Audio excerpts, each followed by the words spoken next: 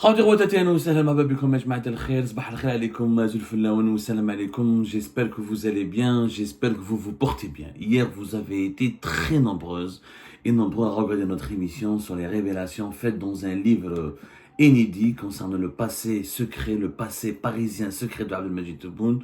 On vous remercie beaucoup de votre fidélité, on remercie beaucoup pour votre soutien et ce livre donc dont je vous ai parlé, écrit par Hamid Syed de Kabylie à Paris, l'histoire secrète d'un Algérien devenu honorable correspondant, édité par la maison d'édition Ramsay. Et effectivement, il est disponible en France. Pour celles et ceux qui veulent l'acheter, il est déjà disponible dans certaines librairies en France et en vente sur Amazon et sur les sites de vente de livres spécialisés en France. On ne sait pas s'il sera autorisé à la vente en Algérie. Son auteur, Hamid Syed, avec lequel j'ai échangé, il demeure optimiste. Il m'a dit qu'il n'a rien fait de grave, qu'il a dit que la vérité, qu'il n'a inventé aucun mensonge, qu'il n'a porté atteinte à la dignité d'aucune personne. Il espère donc qu'il sera réédité et disponible en Algérie. On suivra ce dossier de près. Mais dans ce livre, il y a beaucoup de révélations extrêmement importantes. Extrêmement importantes. Et je vous dis, c'est un livre important, un livre inédit qu'il faut absolument lire. Que tout Algérien qui veut connaître les dessous de la politique de son pays et les secrets, certains secrets inavoués de son pays, doit le lire. Hamid Syed, je rappelle, c'est un Algérien originaire de Azazga, un Kabyle de Tizi Ouzou, dont la vie est un pur film. Alors, il devrait être vraiment adapté au cinéma. Je pense que certains cinéastes algériens devraient s'intéresser à ce projet cinématographique de façon très sérieuse. Pourquoi? Hamid Syed, il a une vie incroyable. Syed bda pompiste. Il était à Azazga, originaire d'une famille de moudjahidines, de nationalistes, patriotes, son père. Beaucoup de membres de sa famille ont participé à l'armée de libération nationale, à la lutte pour la libération nationale. Après l'indépendance, il est né en Algérie, il a vécu en Algérie jusqu'à l'âge de début de ses 20 ans, 21 ans, il décide de venir en France. Il était pompiste dans la station d'essence de son père. Il vient ici, il a des rêves, il a envie de devenir riche, il a envie de réussir en France, il adore la culture française, il a adoré Paris, il voulait s'émanciper, il voulait devenir un homme important et puissant dans le milieu des affaires en France. Et après plusieurs petits boulots, il va se lancer dans les brasseries, comme beaucoup de Kabyles, comme beaucoup d'Algériens Kabyles qui ont choisi ce business. Et il y a beaucoup de réussite. Il faut savoir qu'il y a beaucoup de restaurants chics à Paris, en France, ou là dans plusieurs grandes villes en France, et sont tenus par des Kabyles. Les Kabyles ont réussi, même en Algérie, Trophée Alger, les Kabyles, il y a certaines régions du pays, les DJ, les gens de DJ sont très connus, ils maîtrisent beaucoup la cuisine populaire, les restaurants populaires, mais les restaurants chics, prestigieux, dans certaines cuisines raffinées, il y a beaucoup de cuisiniers kabyles, il y a beaucoup d'investisseurs kabyles, de commerçants kabyles qui ont réussi dans ce domaine-là. C'est exactement le même schéma que nous pouvons retrouver ici en France, et Hamid Syed s'est lancé dans l'univers de la brasserie. Petit à petit, dès les années 80 jusqu'aux années 90, en une décennie, il va devenir propriétaire de plusieurs dizaines de brasseries. Et comme je vous ai raconté hier dans son livre, à propos de ce livre, c'est dans une brasserie importante, le Grand Cluny, situé Saint-Germain-des-Prés, qu'il a rencontré Abdelmajid Tebboune, qui s'est lié d'amitié avec Abdelmajid Tebboune, où il était inséparable avec Abdelmajid Tebboune, jusqu'à la deuxième partie des années 2000. Abdelmajid Tebboune est devenu ministre de l'Habitat et du Logement de l'époque de Bouteflika, ce qui devient ensuite Premier ministre. Le chapitre des relations de cette amitié entre Hamid Syed et Abdelmajid Tebboune, on en parlera plus tard dans une autre émission, parce que ce qui est important, le cœur de ce livre, c'était pas Abdelmajid Tebboune. Le cœur de ce livre, c'est comme le dit le titre, c'est que Hamid Syed était un honorable correspondant. C'est-à-dire qu'il était la source, comme je vous ai dit hier, la source des services secrets français. Et ensuite, il est devenu l'intermédiaire entre les services secrets français et les services secrets algériens. Il a été identifié par les services secrets français parce que c'est un Algérien, un Kabyle, et il parle bien français, il était bien intégré à la société française, propriétaire de plusieurs brasseries. On l'appelait le roi des brasseries parisiennes. Dans les années 90, il voulait acheter le Fouquet's, le fameux grand restaurant le Fouquet's. Il s'était associé avec un brasseur français pour acheter le Fouquet's. Il était proche d'un riche banquier français qui était prêt à financer cette opération. Ensuite, Il a été dénoncé par ses concurrents, il a été victime d'une campagne de diffamation et de calomnie qui l'ont empêché d'opérer, d'effectuer ce rachat. Il y a un certain milieu de la concurrence qui ne supportait pas qu'un Algérien kabyle puisse devenir l'un des propriétaires du Fouquet's, symbole du tourisme, du prestige, de la restauration de luxe ici en France. C'est à ce moment-là qu'il a commencé à connaître des grands avocats français comme Dupond-Moretti, des personnalités françaises. Quand vous êtes dans le monde de la brasserie et de la restauration, des gens, c'est quand on a des restaurants et des brasseries dans les quartiers chics de la capitale française, la haute classe, que ce soit une politique ou la économique ou l'élite, la fine fleur de l'élite culturelle, économique, l'élite des affaires et politiques françaises fréquentent ce genre de lieu. C'est ce qui a permis à Hamid Syed de rencontrer des agents des services secrets français, des responsables des services secrets français, qui lui ont demandé de collaborer avec eux et d'être l'intermédiaire avec les services secrets algériens pour lui échanger des informations et monter des opérations de lutte contre l'islamisme terroriste, contre l'islamisme radical, contre le terrorisme islamiste. Et c'était ça, le rôle de Hamid Syed pendant toute la décennie noire. Il s'est retrouvé par hasard, une mission, 2 missions, 3 missions. Ensuite, il est devenu le correspondant attitré des services français et des services secrets algériens. Et c'est comme ça que Hamid Syed a connu des généraux importants en Algérie, Fodil Saïdi, Allah yarhamou, qui était le patron de la direction de la documentation de la sécurité extérieure, le général Toufir, patron du DRS, et d'autres généraux importants, Limhan Jabbar, etc. Tous les officiers algériens qui étaient impliqués dans la lutte contre le terrorisme islamiste des années 90. Et comme il a connu énormément de généraux français, il cite tout ça dans son livre. Il cite tout cela, tous des noms, des faits, des dates, il décrit des contextes. Tout est cité dans ce livre. Et ça, c'est les mémoires. C'est les mémoires de quelqu'un, d'un entrepreneur qui a réussi, qui est devenu un brillant homme d'affaires et qui avait une double vie. Celle il n'était pas agent des services secrets lui-même, mais il était leur correspondant, honorable correspondant. Il était à la fois leur correspondant, leur source et leur intermédiaire. Et il a servi de trait d'union entre l'Algérie et la France. Et nous allons raconter dans une prochaine émission comment plusieurs groupes, attentats terroristes, des groupes armés, des islamistes, des chefs terroristes ont été arrêtés grâce aux services aux opérations qui ont été menées, en partie réalisées grâce aux services rendus à l'Algérie et à la France par Hamid Syed, qui a dépensé de son propre argent. C'est un homme d'affaires qui a utilisé son argent, ses restaurants, plutôt ses brasseries, ses contacts pour mettre en relation les services secrets algériens, les services secrets français qui ne pouvaient pas, quelquefois, collaborer par le canal officiel. Ils préféraient collaborer par un canal officieux, ou là, se travailler par un canal officieux, et ni loin des regards des dirigeants politiques des deux pays, pour réussir ensemble la mission de lutter contre le terrorisme islamiste. Avec l'histoire de Hamid Syed. D'ailleurs, Hamid Syed, il a été récompensé par l'Algérie. En 2021, on lui a donné une reconnaissance. C'était Bourkadoum, l'ancien ministre des Affaires étrangères, qui l'a reçu à Alger en 2021. Il lui a donné un certificat de reconnaissance. L'Algérie a reconnu tous les services que Hamid Syed a rendu à son pays natal en permettant aux services de sécurité algériens de récolter des informations précieuses concernant la menace terroriste islamiste. En France, il est membre de plusieurs clubs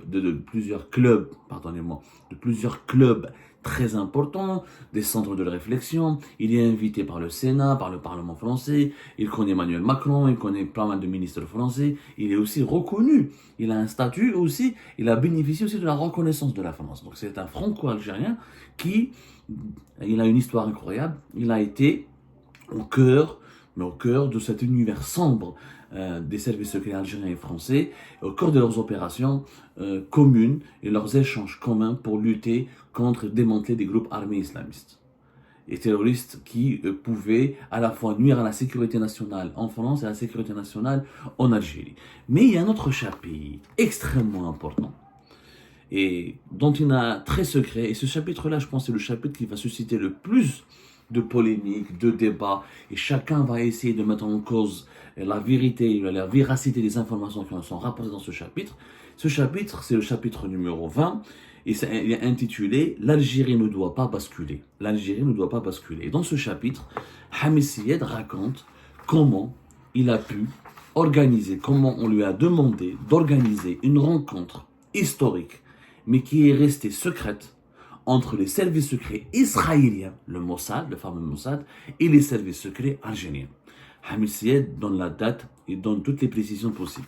En 1994, les services secrets israéliens et les services secrets algériens se rencontrent à Paris, dans un lieu secret, qui a été révélé par Hamid Syed, qui est un restaurant très chic, où les Israéliens ont proposé leur assistance, leur aide et leur et toutes les et des garanties de coopération avec les services secrets algériens et les autorités algériennes pour que l'Algérie ne bascule pas dans le camp islamiste. Pour que l'Algérie ne bascule pas dans le camp islamiste.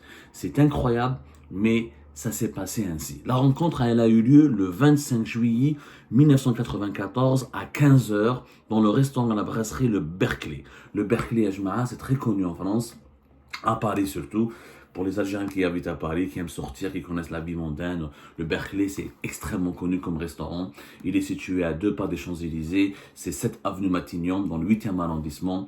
C'est un restaurant, une brasserie très très chic, très très élégante. Le 25 juillet 1994, à 15 heures, Hamid Syed a organisé une rencontre dans ce restaurant avec 2 responsables israéliens et un responsable des services secrets algériens. De qui il s'agit? Alors, à l'époque, pour les années 90, le chef du bureau de sécurité de l'ambassade d'Algérie en France, c'était un officier très connu, il s'appelait, d'ailleurs, le colonel Habib Souames. Habib Souames, et son nom, je pense, si je ne me trompe pas, c'était Rachid. Son nom exact, c'était Mahmoud. Non, Mahmoud. Mahmoud Souames, mais au moins, quand il Habib, avec les services secrets, ils ont tous un code, et ils ne déclinent jamais leur identité. Habib Souames, le colonel qui est très connu, parce qu'il a dirigé le bureau militaire à l'ambassade d'Algérie pendant un certain nombre d'années. Je n'ai pas le chiffre exact, mais je sais qu'il est resté longtemps ici. D'ailleurs, il est mort vers la fin des années 90, en France, d'une terrible maladie. Personnage très mystérieux, sulfureux. Beaucoup de théories complotistes ont voulu impliquer Habib Souames dans des attentats et perpétrés sur le territoire français. Ça n'a jamais été étayé, ça n'a jamais été prouvé. La presse algérienne, la presse française, elle a écrit quelquefois, elle a essayé de s'intéresser au colonel Habib Souames, mais il est resté un personnage extrêmement mystérieux et il fait partie de cette vieille école des espions de l'Algérie, les services secrets algériens qui ont été formés en Union soviétique. Et c'était vraiment l'école à l'époque où les services secrets algériens avaient vraiment beaucoup de lettres de noblesse, il y avait beaucoup de prestige, étaient vraiment respectés et influents sur la scène internationale. Le colonel Habib Souames, c'est lui qui a été accompagné par Hamid Syed le 25 juillet 1994 pour rencontrer à 15 heures dans le restaurant et la brasserie Le Berkeley 2 responsables des services secrets israéliens. Il s'agit c'est pas moi qui le raconte, c'est Hamid Syed dans son livre. Tout est raconté dans ce livre, Hamid Syed. Il s'agit d'un responsable du bureau de sécurité, d'un responsable des services secrets israéliens à l'ambassade d'Israël à Paris.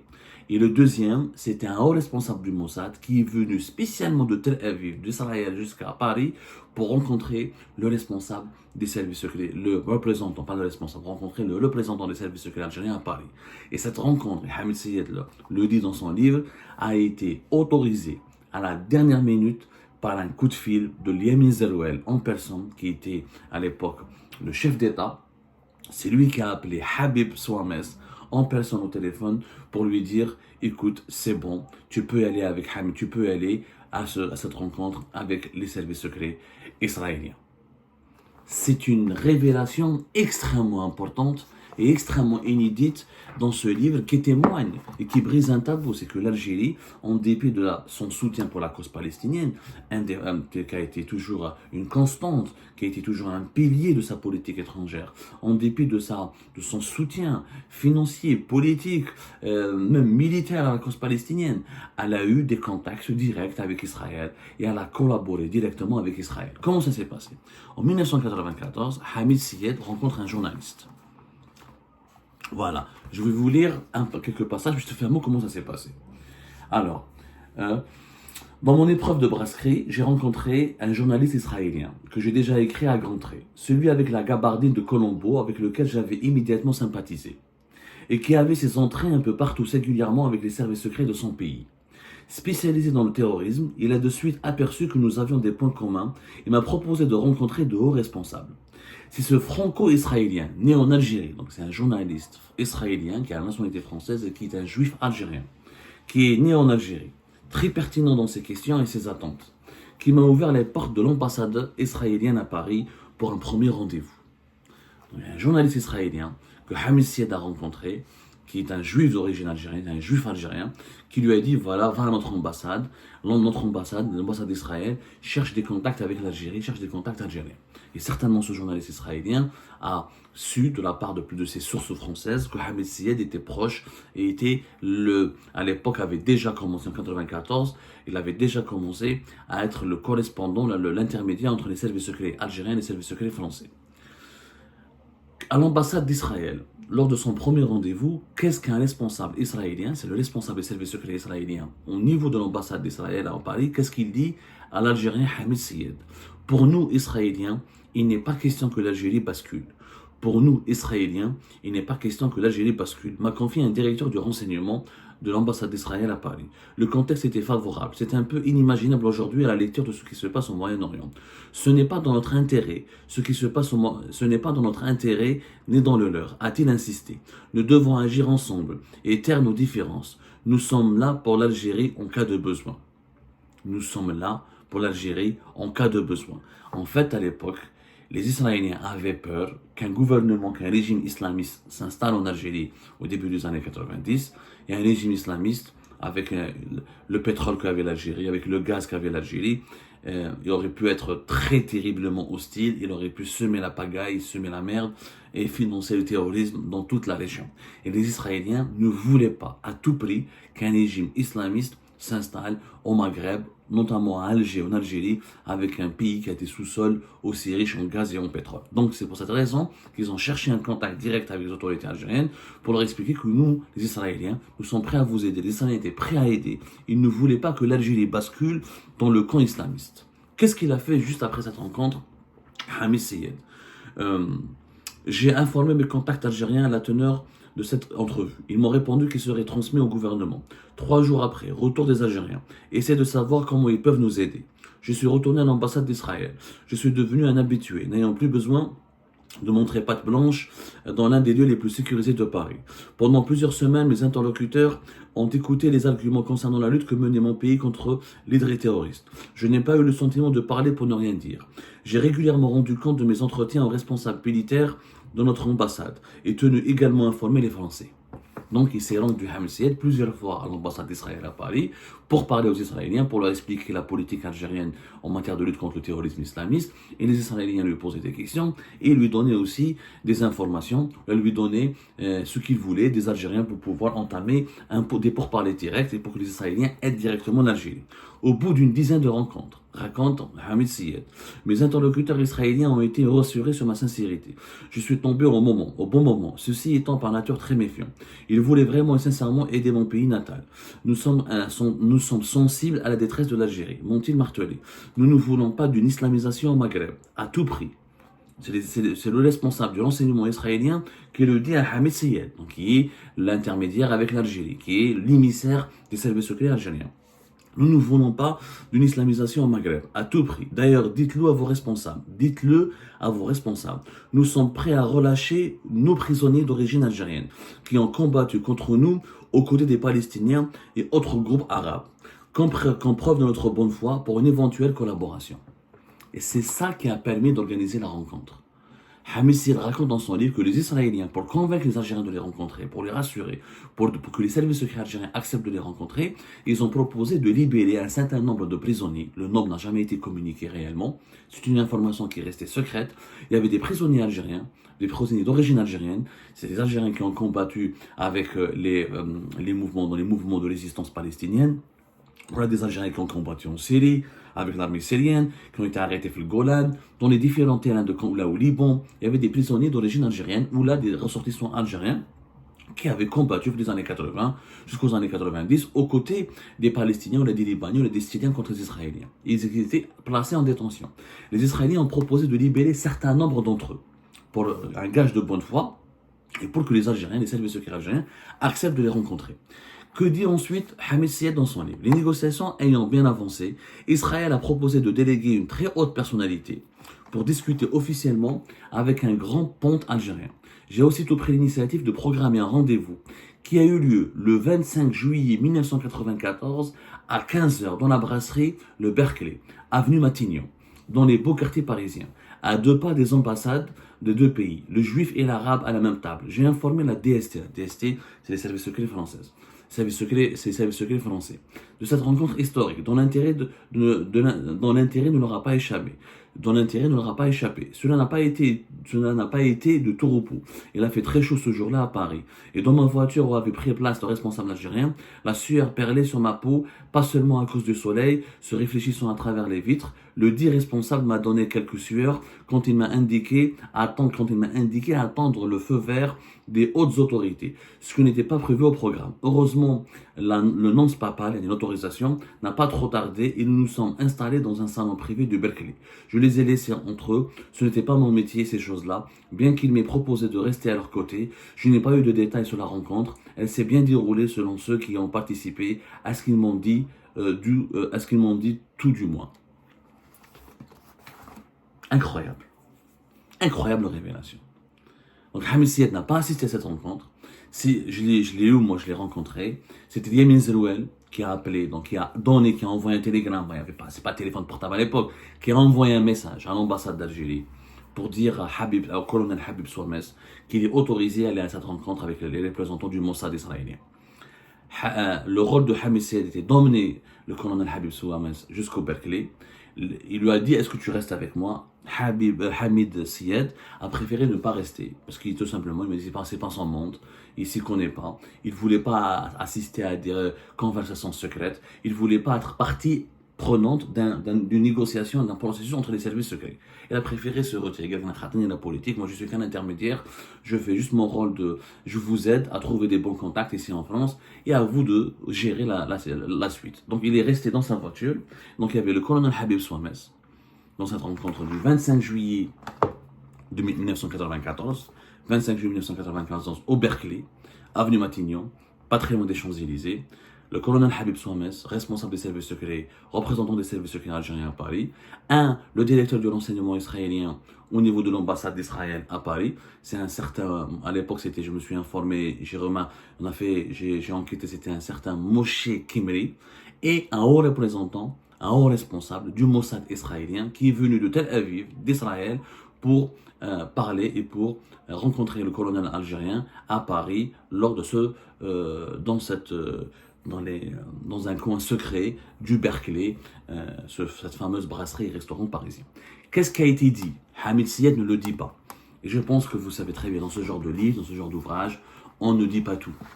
On ne peut pas tout dire parce que c'est dangereux, parce qu'on risque de mettre en cause des sources, de les compromettre, et c'est des secrets d'État, et il pourrait avoir de gros problèmes. Hamid Siyed, déjà, il a raconté beaucoup. Déjà, le fait qu'il a raconté cet épisode, c'est extrêmement rare. Parce que là, nous avons la première fois une preuve, des détails, des dates, des informations vérifiables, des précisions, un contexte, une description détaillée d'une rencontre, d'un projet de coopération entre Israël et l'Algérie dans les années 90 pour lutter ensemble contre le terrorisme islamiste.